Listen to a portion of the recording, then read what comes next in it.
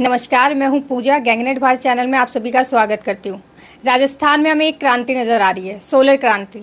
Solar क्रांति लोगों में काफ़ी जागरूकता बनकर उभर रही है। ये बिजनेस का भी उभरता हुआ नज़र आ रहा है। इसी विषय पर बात करने के लिए आज हमारे साथ मौजूद है प्रभात गुप्ता जी, जो 40 के सेक्रेटरी और राजस्थान चैम्बर ऑफ कॉमर्स के सेक्रेटरी हैं। तो आइए इनसे बात करते हैं। नमस्कार सर। नमस्कार। तो सर, राजस्थान में सोलर किस तरह उभरता हुआ आपको नज़र आ रहा है? देखिए, सोलर राजस्थान में तो बहुत पहले ही आ जाना चाहिए था। यहाँ सूरज की इतनी ज़्यादा रोशनी रहती है और करीबन पूरे साल भर में 12 महीने में 10 महीने तो रहती है। यहाँ कभी कोहरा नहीं पड़ता है, तो सूरज तो बहुत तेज़ी से यहाँ आ रहा है, तो इसके तो उपयोग बहुत पहले से हो जाना चाहिए था और अब भी आएगा तो काफ़ी ऊर्जा मिलेगी। और सोलर ऊर्जा से ये है कि खर्चे भी कम आते और एनवायरनमेंट भी बढ़िया रहता है, प्रदूषण भी नहीं होता है और सरकार की लागत भी कम आती है इसमें और पब्लिक को अच्छा मिल जाता है। सबके घरों में अगर लग जाए, मैंने एक बार हमारे सांसद बोरा जी की मीटिंग में मैंने कहा था कि आपने ये रेस्ट्रिक्शन क्यों लगा रखा है कि आप अपनी उपयोग का 60% लेंगे, 70% लगेंगे। मैंने कहा आप तो ये कहो कि 100% लगाए सोलर, और जितना भी हम यूज करेंगे इंडस्ट्री या घरेलू वो हमारा है, बाकी आपका है। हमें तो उसके पैसे भी नहीं मिलेंगे, तो आपको नुकसान क्या? आप जो फ्री में दे रहे हैं या और जनता के लिए, वो सोलर लाइट वैसे ही मिल जाएगी। तो सोलर तो कायदे में लेट में आया राजस्थान में, इससे पहले ही आ जाना चाहिए था और बहुत ज़रूरी है अब। इसके अलावा ना तो कोयला है ना परमाणु से बनेगी, तो ऊर्जा मिलेगी इसी से, और ये प्राकृतिक ऊर्जा है जी।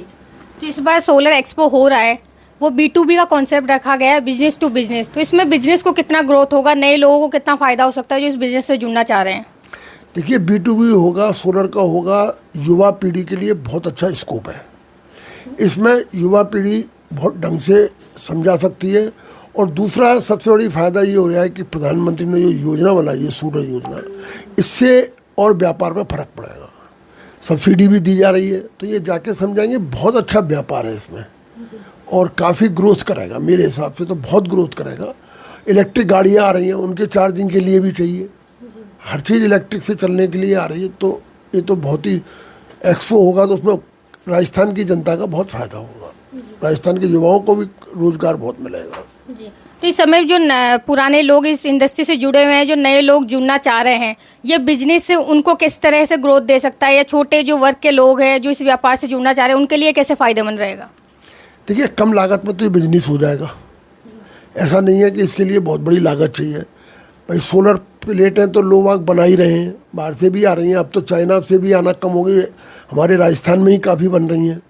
तो वो यहीं से यहीं लेके और घर अब प्रत्येक जगह लगने का चांसेज है। कम लागत में भी अच्छा व्यापार भी करेगा। ये मेरा ये विश्वास है कि युवा पीढ़ी के लिए एक नया जॉब क्रिएट हो रहा है राजस्थान में।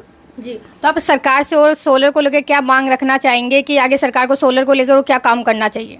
सरकार से सबसे बड़ी बात यह है कि इसमें जो पाबंदी लगा रखी है 80% को बिल्कुल हटा के 100% कर दे।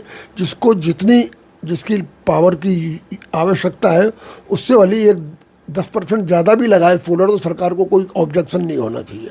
और वो सोलर अपनी लाइट लेगा, बाकी बचेगी वो आप पे जाएगी।